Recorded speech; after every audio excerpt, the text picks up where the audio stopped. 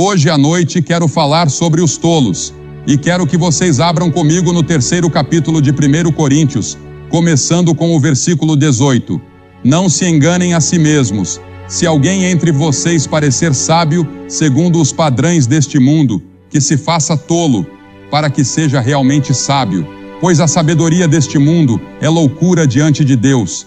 Pois está escrito, Ele apanha os sábios na sua própria astúcia. E novamente, o Senhor conhece os pensamentos dos sábios, eles são vãos.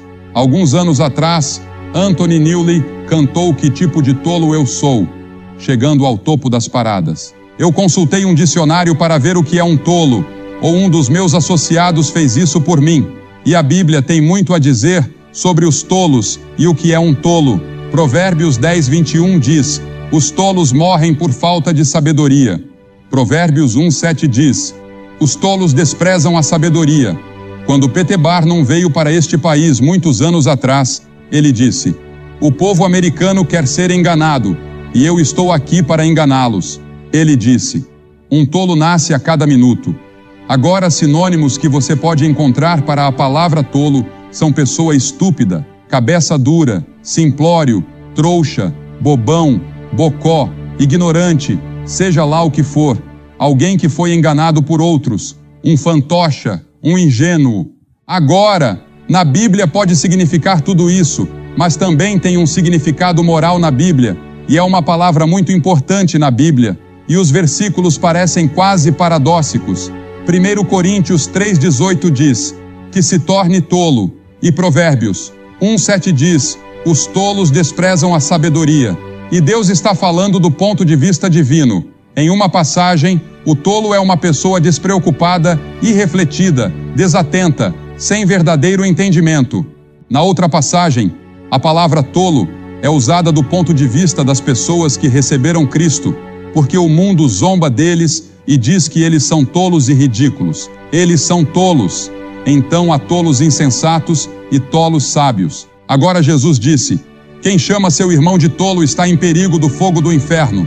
Você deve ter muito cuidado ao chamar outra pessoa de tolo. Eu não ousaria usar esse nome para você ou para qualquer outra pessoa.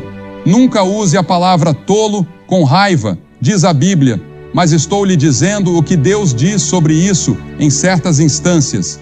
Primeiro, ao tolo ateu é repetido 2 vezes no Salmo 53:1 e no Salmo 14:1.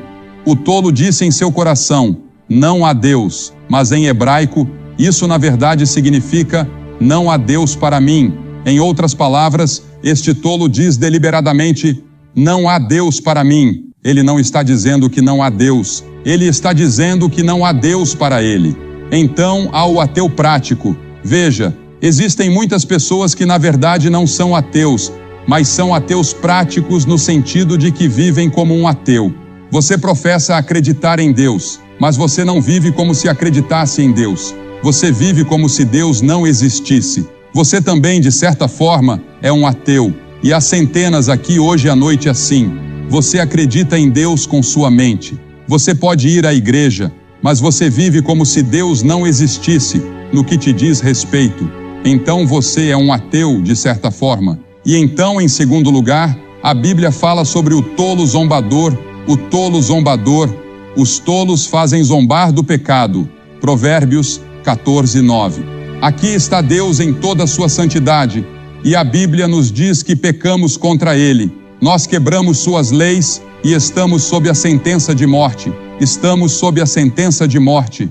Se um filme hoje à noite na televisão, em um dos programas de notícias, falando sobre quantos homens e mulheres estão no corredor da morte nos Estados Unidos agora, sob a sentença de morte. Todos nós aqui, hoje à noite, estamos sob a sentença de morte. O salário do pecado é a morte, e todos pecamos e quebramos as leis de Deus. Então, todos estamos sentenciados a morrer. Vamos morrer fisicamente. Os cemitérios estão cheios de pessoas que estão lá porque o pecado causou a morte. E então, o pecado também causa a morte espiritual. Sua alma está morta, seu espírito está morto. Fisicamente você está vivo, mas sua alma que vive dentro do seu corpo está morta para com Deus. Então, você é uma pessoa morta-viva. sob a sentença de morte.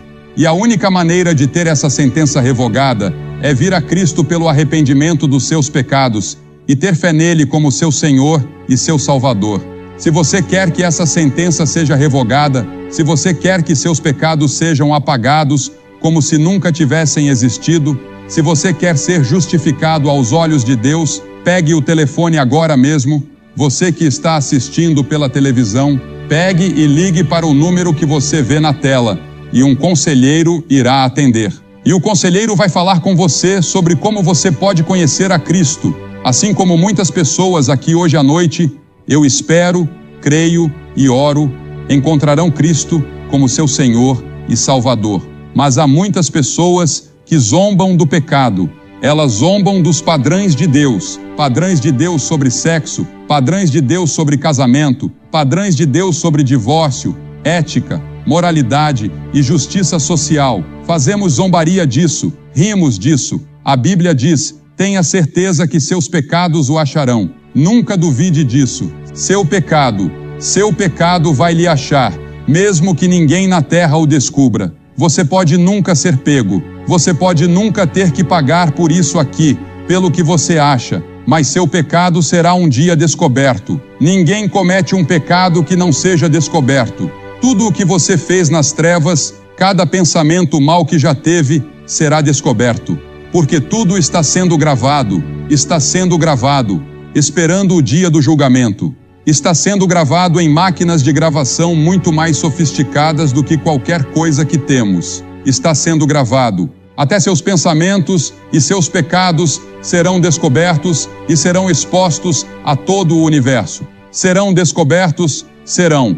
É só uma questão de tempo. A palavra serão é definitiva. Serão descobertos. Descobertos, talvez você tenha enganado a todos, sua esposa, sua família, sua igreja, seus amigos. Mas a Bíblia diz: seu pecado certamente o achará. Um detetive finalmente, depois de fugir por tanto tempo e se esconder por tanto tempo, a mão de Deus virá sobre seu ombro e dirá: eu o encontrei, você foi descoberto, agora sabemos. E então, em terceiro lugar, há o tolo caluniador, aquele que esconde o ódio com lábios mentirosos e aquele que difama o outro é um tolo. Espalhar uma história maldosa sobre outros, maldizer o caráter das pessoas, destruir suas reputações com fofocas maldosas. A fofoca é listada na Bíblia como um dos piores de todos os pecados. E ainda assim, quão frequente isso acontece, mesmo em círculos que se dizem cristãos. É um pecado terrível aos olhos de Deus. E Deus diz: essa pessoa é um tolo. Você nem pensaria em matar uma pessoa com uma arma ou uma faca, mas muitas vezes assassinamos um caráter, ou tentamos derrubar alguém, ou nos vingar, ou por ciúmes, ao sussurrar insinuações. Alguém me disse, ou ele fez isso e aquilo. Cometemos assassinato por assassinato de caráter, pior do que matar um homem com uma pistola, ou uma faca, ou um porrete. Aquele que difama, diz a Escritura, é um tolo. E então, em quarto lugar, há o tolo cristão. Lembrem-se da estrada para Emaús, depois que Jesus Cristo morreu na cruz pelos nossos pecados e ressuscitou novamente. E lembrem-se que ele estava aparecendo aos discípulos. Na verdade, houve 11 aparições diferentes após sua ressurreição, e esta é uma delas. E aqueles 2 discípulos estavam a caminho de Emaús, fora de Jerusalém. Eles estavam tristes, desapontados, desiludidos, e eles estavam murmurando e lamentando entre si. E outro homem se juntou a eles, e eles não reconheceram quem ele era. E ele conversou com eles, disse: por que vocês estão tão abatidos? Eles disseram: nós pensávamos que ele fosse o Messias. Não ouviu falar de tudo o que aconteceu em Jerusalém durante a última semana sobre esse Jesus que fez coisas maravilhosas? Pensávamos que ele fosse o Messias, pensávamos que ele tinha vindo para salvar o mundo, mas ele não salvou, ele nos decepcionou,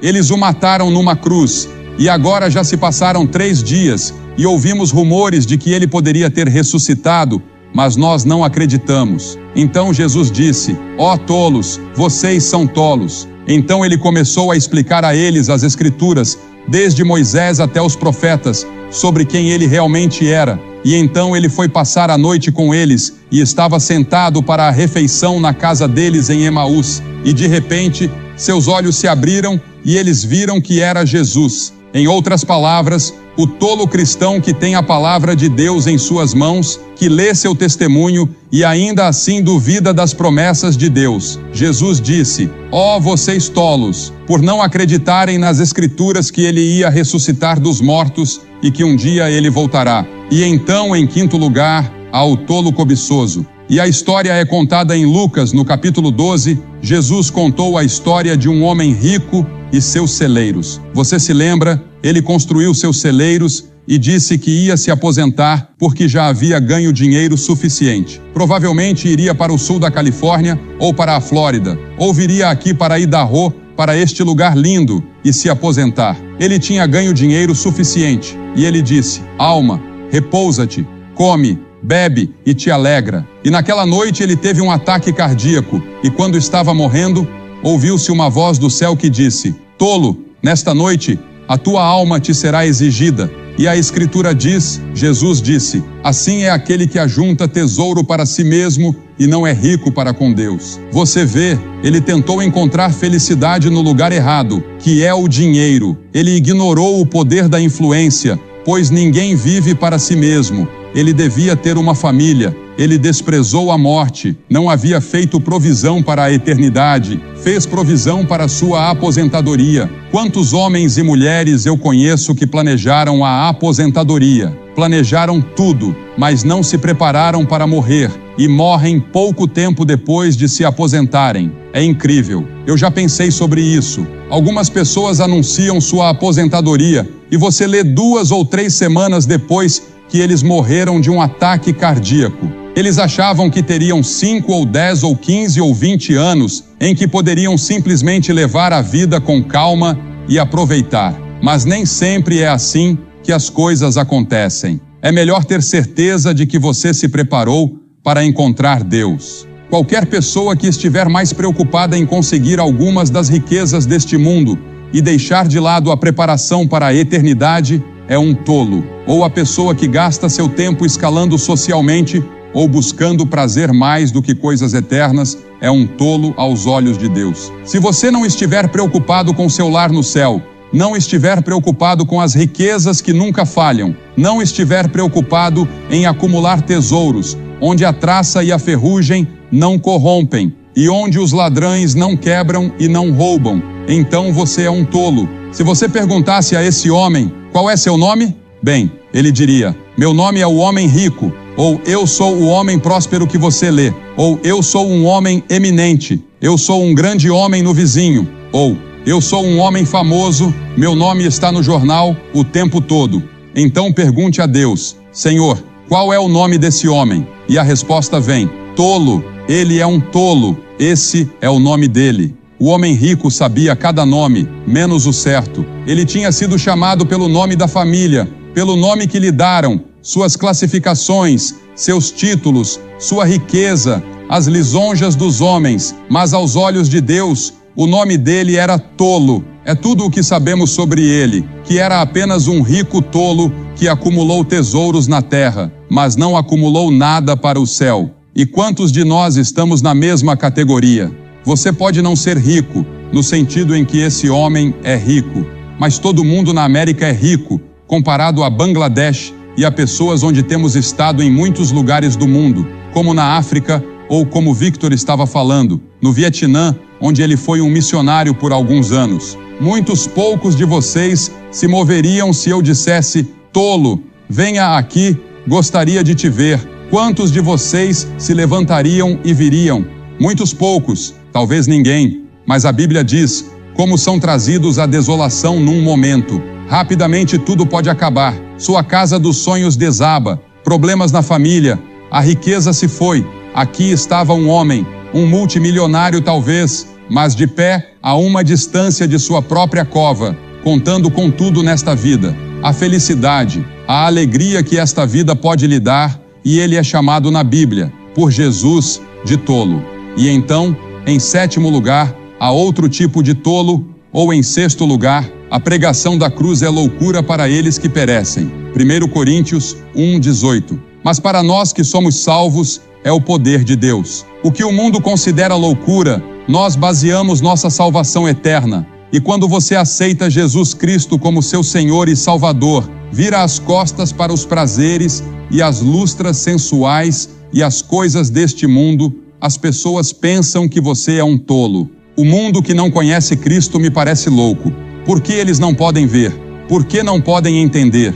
Eu quero agarrar cada um que vejo na rua, e cada um que passamos, cada um no hotel, quero agarrá-los e dizer: olhe aqui, Cristo pode mudar sua vida. Eu vejo seus rostos vazios e ouço as risadas ocas, e eu os vejo bebendo, tentando beber seus caminhos para a felicidade, ou usando drogas e aquela olhar oco que eles têm. E eu digo: oh, se eu pudesse apenas sacudir eles. Mas veja, somente o Espírito Santo pode fazer isso. Eu não posso fazer o trabalho do Espírito Santo por ele. O Espírito Santo deve convencê-los do pecado. Ele também deve levantar este véu que está sobre suas mentes. E assim, a salvação é do Senhor, diz a Bíblia. Se alguém deseja sabedoria, deixe-o ocupar seu lugar na identificação com Jesus Cristo. O que o mundo chama de loucura, eu baseio minha salvação. A cruz de Cristo, não importa o que o mundo possa pensar dele ou de mim. Nós somos tolos por amor a Cristo, dispostos a que o mundo nos veja como se fôssemos loucos, dispostos a ser considerados como os maiores rejeitados da terra, porque nos voltamos para Cristo. Você é um dos tolos do diabo? Ou você está disposto a ser um tolo por amor a Cristo? A Bíblia diz em Provérbios 12, o caminho do tolo é certo aos seus olhos. Há um caminho que parece certo ao homem, mas o fim dele são os caminhos da morte. Qual caminho você está trilhando? O caminho estreito que leva à vida eterna ou o caminho largo que leva à destruição? Você tem que fazer uma escolha. A Escritura diz: escolha hoje a quem você servirá. Você vai continuar sendo um tolo aos olhos de Deus, ou vai se tornar outro tipo de tolo, o tolo de Cristo, que o mundo chamará de tolo e chamará de loucura, porque veja, quando você vem a Cristo, há um preço a pagar.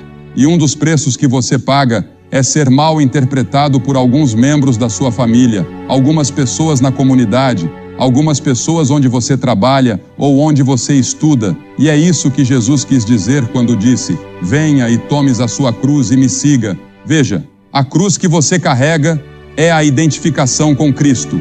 Não é alguma enfermidade especial que você adquiriu ou algum problema que você tem. É identificar-se com Cristo e deixar as pessoas rirem de você e estar disposto a que elas rirem de você, se necessário, por seguir a Cristo. Essa é a sua cruz. E se você não estiver disposto a carregar essa cruz, você não pode ser seu seguidor, disse ele. Você está disposto a carregar essa cruz? Está disposto a entregar totalmente sua vida a Cristo? Alguns de nós estamos com um pé no céu e um pé no inferno, por assim dizer. Um pé no mundo, um pé no reino de Deus, e estamos andando em cima do muro. Deus não permite que você ande em cima do muro. Você não pode ser um mugwump. É isso que um mugwump é, um que anda em cima do muro. Cristo não permite isso. Ele não aceita neutralidade. Você não pode ser os dois. Você deve se comprometer totalmente com Ele. E você vai encontrar isso ao longo de toda a Bíblia. Você vai encontrar em todos os ensinamentos de Jesus. Uma grande multidão estava seguindo Jesus um dia. E ele se voltou e falou com eles sobre o fato de que ele ia morrer na cruz. E diz que muitos já não o seguiram mais. Por quê? Porque não conseguiram suportar falar sobre a cruz. Você quer Cristo no seu coração? Pegue o telefone agora mesmo se você está assistindo pela televisão, falando com esse consultor, faça que ligue. Se der sinal ocupado, ligue novamente, elas estarão lá a noite toda, em todo o país. E você pode falar com alguém e receber Cristo no seu coração esta noite. Porque veja, quando Cristo morreu na cruz, diz que a multidão abaixo, a turma abaixo, ridicularizou e riou, e disse: que tolo! Você salvou outros, mas não pode salvar a si mesmo. E Jesus estava pendurado lá e no céu, 72 mil anjos, 10 legiões, desenhou seus punhais, prontos para vir resgatá-lo. Mas ele disse: não, eu os amo. E quando ele morreu na cruz, ele levou seus pecados. Cada pecado que você já cometeu, ele levou naquela cruz. Ele assumiu sua pena de morte por você. E porque ele era o Filho de Deus, e porque ele era sem pecado, ele pode carregar seus pecados. E Deus aceitou sua morte como uma oferta pelos nossos pecados. Assim, quando Deus olha para mim agora, ele não vê Billy Graham, o pecador. Eu sou um pecador, eu pequei, mas eu coloquei meus pecados sob o sangue de Cristo. E o sangue que foi derramado na cruz lava meus pecados, simbolicamente, aos olhos de Deus, para que quando Deus olha para mim, ele não pode ver meus pecados. E Deus tem uma habilidade única que você não tem. Deus pode esquecer, e diz que ele esquece seus pecados. Em outras palavras, as fitas são apagadas desde o momento em que você nasce até o momento em que você morre. Porque se um pecado jamais permanecesse nessas fitas, você nunca chegaria ao céu. Deus é justo e santo, e antes que você possa entrar no céu, você também deve ser justo. E a única maneira de você obter justiça é estar vestido na justiça de Jesus Cristo. E Ele oferece a você essa veste justa esta noite, gratuitamente. Você não precisa pagar por isso, mas você tem que fazer 3 coisas. Você deve arrepender-se de seus pecados. Isso significa que você está disposto a mudar seu estilo de vida. Você está disposto a mudar completamente e colocar Cristo em primeiro lugar na sua vida daqui em diante. Você pode ser um membro da igreja. Você pode ser católico, mormon, judaico, protestante, seja o que for. Você precisa de Cristo. E você quer fazer esse compromisso. Não estou pedindo para você se juntar a uma igreja esta noite, a uma igreja específica. Estou pedindo para você garantir que seus pecados sejam perdoados e que você esteja pronto para o céu. Primeiro, arrependa-se. Segundo, receba-o pela fé em seu coração. Fé significa confiança, compromisso total. Significa que ele se torna o piloto do seu avião ou o motorista do seu carro, da sua vida. Você transfere toda a decisão para ele. E isso é uma coisa maravilhosa. Você confia nele para a sua salvação. E então, a terceira coisa, você está disposto a obedecê-lo. Estude as Escrituras, e ore, e obedeça a ele. E faça o que ele diz, e seja seu seguidor. Não importa qual seja o custo. Estou pedindo para você fazer esse compromisso esta noite. Estou pedindo para você fazer o que vimos centenas de pessoas fazendo em cada serviço até agora. Estou pedindo para você se levantar de seu lugar e vir ficar em frente do palco e dizer, ao vir, eu quero fazer esse compromisso. Eu quero saber que meus pecados estão perdoados. Eu quero saber que a sentença de morte foi levantada. Eu quero saber que vou para o céu. Por que peço para você vir publicamente? Porque Jesus disse, se você não estiver disposto a me reconhecer diante dos homens, eu não o reconhecerei diante do meu Pai que está no céu. Jesus disse, ou as Escrituras dizem, agora é o tempo aceito, hoje é o dia da salvação. Não há lugar na Bíblia que prometa que sempre há um amanhã para você. É esta noite. Eu acredito que há centenas de pessoas aqui, esta noite, que nunca terão esse momento novamente em toda a sua vida, em que você está tão perto do reino de Deus. Apenas levante-se e venha. Pais, mães, jovens, centenas de vocês. Você quer Cristo no seu coração esta noite? Você quer fazer esse compromisso? Levante-se e venha. Rápido.